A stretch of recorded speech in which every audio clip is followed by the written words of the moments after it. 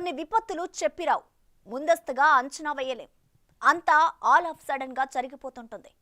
కొన్ని విపత్తులు వచ్చాక పటిష్టమైన చర్యలు తీసుకోవడం ద్వారా, పవర్ఫుల్ మేనేజ్మెంట్ ద్వారా నష్ట తీవ్రతను తగ్గించవచ్చు. ఇప్పుడు విజయవాడలో అదే జరుగుతోంది. అయినా గ్రౌండ్ లెవెల్లో అధికారులు అంత స్పీడ్గా కదలలేకపోవడం వల్ల సరైన సమయానికి వరద బాధితులకు ఆహారం, నీళ్లు అందలేని పరిస్థితి. దీనిపై సీఎం చంద్రబాబు ఇప్పటికే తీవ్ర ఆగ్రహం కూడా వ్యక్తం చేశారు.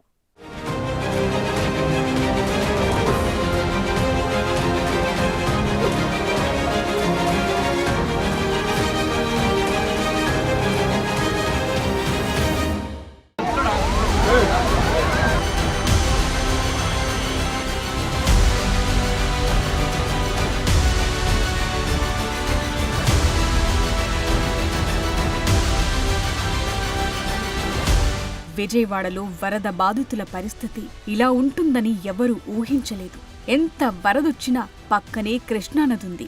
వరదనంతటినీ తనలో కలిపేసుకుంటుంది, డోకాలేదు అనుకున్న వారికి బుడమేరు చుక్కలు చూపించింది. ఇప్పుడు బుడమేరు చుట్టుపక్కల కాలనీల్లో పరిస్థితి ఎలా ఉందంటే, ఆహారం కోసం ఎటు చూసినా వరద బాధితులు పరుగులు పెడుతున్నారు. దొరికిన వాళ్లకు దొరుకుతోంది, దొరకని వాళ్లు పస్తులుంటున్నారు. ఇక పిల్లలు, బాలింతలు, వృద్ధుల పరిస్థితి చెప్పక్కర్లేదు. ఫుడ్ ప్యాకెట్స్ అందిస్తున్న చోటికి పిల్లలు, మహిళలు, వృద్ధులు వెళ్లలేకపోతున్నారు. ఇక జేసీబీలు, బోట్లు వెళ్లలేని చోటికి భారీ డ్రోన్ల ద్వారా ఫుడ్ సప్లై చేస్తున్నారు. చాలా చోట్లకు బోట్లు కూడా వెళ్లటం లేదు. బెజవాడలో ప్రస్తుత పరిస్థితి ఇది.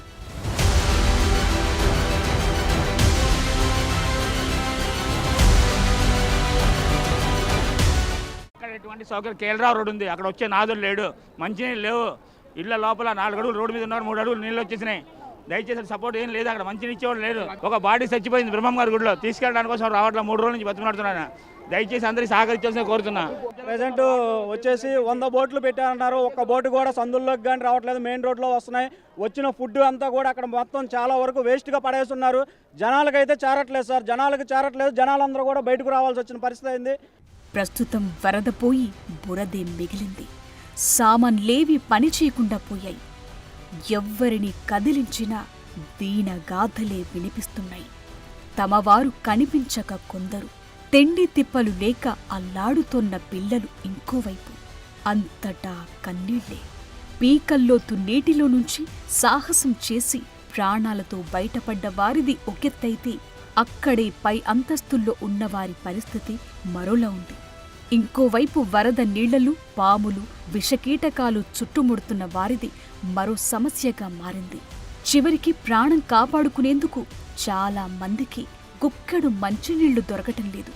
నిజానికి ఆహారం, పాలు, నీళ్లు రోడ్డుపైన ఉన్న కొన్ని ఇళ్ల వారికి మాత్రమే అందుతున్నాయి. లోపల వేలాది కుటుంబాలు ఇంకా సాయం కోసం చూస్తున్నాయి. వరద గుప్పెట్లో లక్షల్లో జనముంటే 10ల సంఖ్యలోనే డ్రోన్ల ద్వారా ఆహారం అందుతుంది. అయితే అందరినీ కాపాడే విషయంలో అధికారులు నిర్లక్ష్యం చూపుతున్నారని సీఎం చంద్రబాబు ఫైర్ అయ్యారు కూడా. అదే నేననేది మానవతా దృక్పథంతో ఆలోచించమంటున్నాను. మన కుటుంబ సభ్యుడు ఒకడు చనిపోతే ఏ విధంగా ఫీల్ అవుతామో ఆ విధంగా అధికార యంత్రాంగం ఫీల్ కావాల్సిన అవసరం ఉంది. అధికార యంత్రాంగమే కాదు, సమాజం కూడా. సమాజంలో హితం అనేది మరి మనం చనిపోతే ఎవడు తీస్తాడు రేపు? ఆ ఆలోచన ప్రతి ఒక్కరికి రావాల్సిన అవసరం ఉంది. అందుకే చెప్తున్నా, చాలా గట్టిగా చెప్తున్నా. 1-2 కాదు, నేను చాలా చూశాను ఇవన్నీ. అవి చూసిన తర్వాత నాకు చాలా బాధ కలిగింది. ఆ బాధే ఇక్కడ రిఫ్లెక్ట్ చేస్తున్నా. చాలా స్టబర్న్గా ఉంటానని దృఢ సంకల్పంతో మనస్సును కూడా స్థిమితం చేసుకొని చెప్తున్నాను. Now everybody has to act, no excuses. I'm very clear on that. Rajiv Nagar, Kandrika, Gunadala, Luna centre, Payakapuram, Thotavari Veedhi తదితర కాలనీల్లో ఇప్పటికీ సహాయ చర్యలు అందటం లేదు. అటు పశువుల షెడ్లు కూలిపోవటంతో 2 రోజులుగా మూగజీవాలు నీరు, తిండి లేక రోడ్లపైనే ఉన్నాయి. బుడమేరు పొంగటంతో 5 నియోజకవర్గాలు, Vijayawada central, east, west, Mylavaram, Gannavaram పరిధిలో కాలనీలు నీట మునగటంతో సుమారు 4.5 లక్షల మందికి పైగా ముంపు బారిన పడ్డారు. ఇప్పటికీ పూర్తిగా నీటిలో చిక్కుకుని 2.5 లక్షల మందికి పైగా బాధితులు అల్లాడుతున్నారని చెప్తున్నారు. వివిధ కాలనీలకు సంబంధాలు తెగిపోయి బయటకు రాలేని పరిస్థితి నెలకొంది.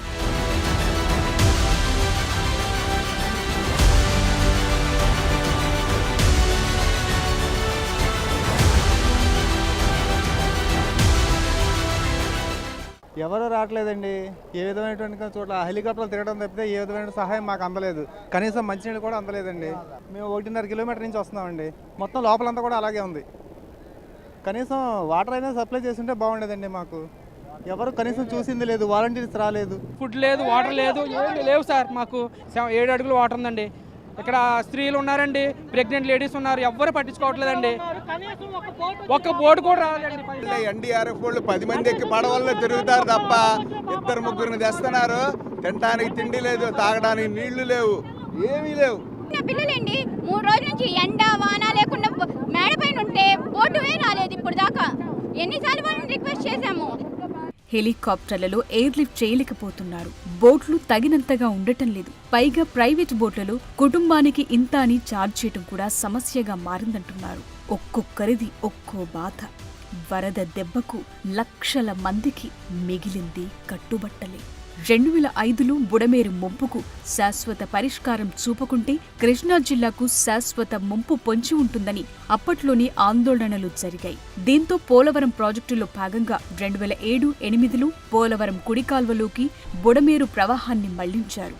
అయితే ఈ నీరు కృష్ణానదిలో చేరాలంటే కృష్ణా ఎగువ నుండి వరద కొనసాగినప్పుడు అందులో ఈ జలాలు చేరే అవకాశం లేదు. బుడమేరు వరద ప్రవాహానికి అనుగుణంగా కాల్వలు ఏర్పాటు చేయలేకపోవటం కూడా సమస్య పెంచిందంటున్నారు స్థానికులు. తాజా భయానక ఘటనలు గుర్తు చేసుకుని ఉలిక్కి పడుతున్నారు. అంతకుముందు అసలు వానే లేదు, వరద లేదు. ఏ కాసిన కూసిన వచ్చినా వెళ్ళిపోతుండే, మాకు ఇబ్బంది ఉండేది కాదు. ఊరు మొత్తం మునిగిపోయింది, పొలాలన్నీ మేటలు పెట్టేసినాయి. గుడ్లు మనుషులు అల్లాడిపోయాం ఇళ్లలోనే. పైన ఉన్న చెరువులు మొత్తం తెగిపోయి ఎగువ ప్రాంతంలో వర్ష ప్రాంతం ఎక్కువగా ఉంది. దానివల్ల ఇబ్బంది బాగా వచ్చింది. ఇళ్లలోకి నీళ్ళు వచ్చేసి ఇల్లు కూడా ఖాళీ చేసేసి 2nd ఫ్లోర్ ఎవరికన్నా ఉందేమో అని చెప్పి పిల్లల్ని వేసుకొని వెళ్ళిపోయాం మేమంతా. తర్వాత ఇవాళ వచ్చి చూస్తే ఈ బుడమేరు వాగు పొంగి పొలాల్లో మొత్తం ఇసుక దెబ్బలో వేసింది. చూసినా వాటరే, ఎటు బయటికి వెళ్ళే పరిస్థితి కూడా లేదు. ఎవరికాళ్ళ ప్రాణాలు చేతితో పట్టుకొని గుక్క తిప్పుకోలేక 2 రోజుల పాటు ఈ నీళ్లలో అస్తవ్యస్తం అయిపోయారు. ఆపరేషన్ కొల్లేరు 20 ఏళ్ల క్రితం ప్రారంభించారు. అయితే కొల్లేరు దగ్గర 1000 ఎకరాల్లో చేపలు, రొయ్యల చెరువులున్నాయి. దీంతో ఆపరేషన్ కొల్లేరు పక్కదారి పట్టింది. ఈ నేపథ్యంలోనే బుడమేరుకు కూడా శాపంగా మారింది. 2005లో చేపట్టిన బుడమేరు డైవర్షన్ పనులు ఆ తరువాత అటకెక్కాయి. బుడమేరు విజయవాడ నగరంలోకి రాకుండా నిర్మించిన కరకట్టను ధ్వంసం చేస్తూ నిర్మాణాలు కొనసాగాయంటున్నారు. ఈ 20 ఏళ్లలో జరిగిన నిర్మాణాల వల్ల బుడమేరు కరకట్ట ఆనవాళ్లు లేకుండా పోయాయంటున్నారు. ఇటు బుడమేరు ఆక్రమణలు, అటు కొల్లేరు ఆక్రమణలు క్లియర్ అయితే తప్ప ఈ రకమైన ముంపు నుంచి విజయవాడ బయటపడే ఛాన్స్ ఏదీ లేదంటున్నారు నిపుణులు.